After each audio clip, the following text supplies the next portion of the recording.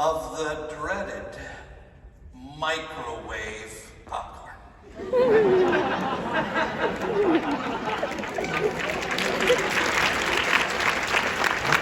Students, it starts with these harmless thoughts. They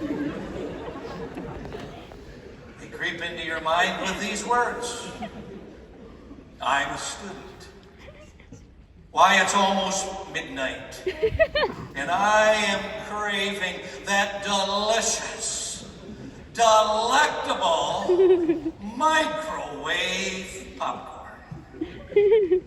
Dr. Shoemaker, it's midnight, and your students are thinking that there's no time like the present to enjoy this delicious snack.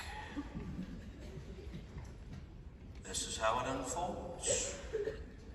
They say, I'm going to the microwave, and in goes the popcorn. And students, this is where an innocent snack can turn into a deadly weapon. The student gently places the bag of popcorn into the microwave. The student quietly closes the door.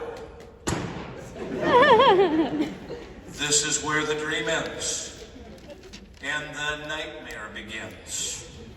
Starts off sort of quiet, but then you hear it. Just a few pops, but it gets louder and louder until the popcorn screams to be eaten. But when the popcorn is done popping, there's just one problem. The student who is so excited to eat it is nowhere to be found. The popcorn grows quiet, and the heat of the microwave starts to build. The walls of that microwave bag start to shrivel, buckling under the pressure from the waves bounding into it. The popcorn, once white and perfectly crunchy, takes on a matted gray color and begins to meld together as the heat begins to build exponentially to the point that, students, there is no turning back. Even though the student did everything he could, watched vigilantly, set a timer, nothing will stop what is about to happen. No harm was meant. If they somehow lost control over the situation, the student believed that no matter what happened, there was going to be a way to stop it. But in the midst of the circumstances that were created, there were no brakes on what was about to happen. As the melted core of the popcorn bag shrivels together, the negative energy coefficient begins to grow more and more unbalanced, with the heat from the radioactive microwaves increasing reactivity, the steam rising from the inside of the bag, impacting the microwaves, and with that, the reactivity skyrockets. This once beautiful, innocent bag of delicious Orville Redenbacher butter popcorn is now a 3.2-ounce, 200-kernel bomb. All of a sudden, a horrifying sound can be heard rising from the shadows of the residence hall. A deadly robotic voice calls out, "Attention, attention. This is a critical alert. A fire has been reported, and this is not a drill. The building, students, is no longer a residence hall. Dr. Atkins, it has become a battlefield. Each student fights his way through the crowds to get to the stair towers, to escape the deadly onslaught of smoke which is erupting from the vending room.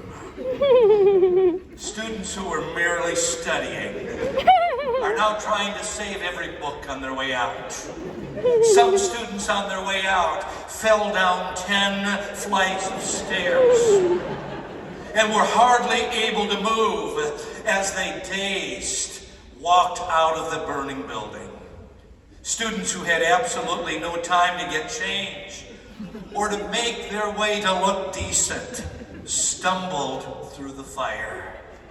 There were students who were in mid-shower, and they narrowly escaped the blazing inferno of the residence hall building.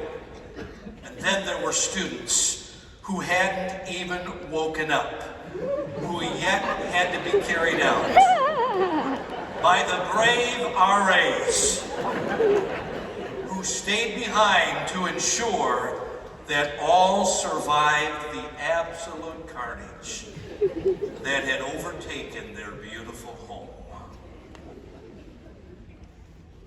Out into the cold, each student went.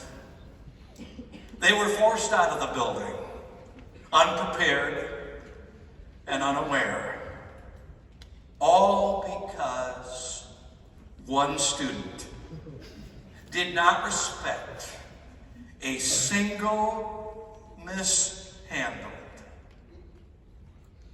bag of popcorn. So students, in closing, there is always a moral to every story. And here it is. There's nothing wrong with entertainment.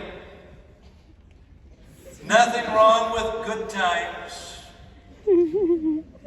Nothing wrong with hearty snacks. But this word of warning to the popcorn eater.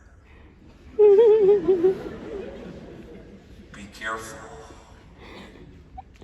Be respectful. And with renewed resolve today, let's leave the student body meeting to look out for one another and to remember the damage that can be done with one out-of-control bag of microwave popcorn.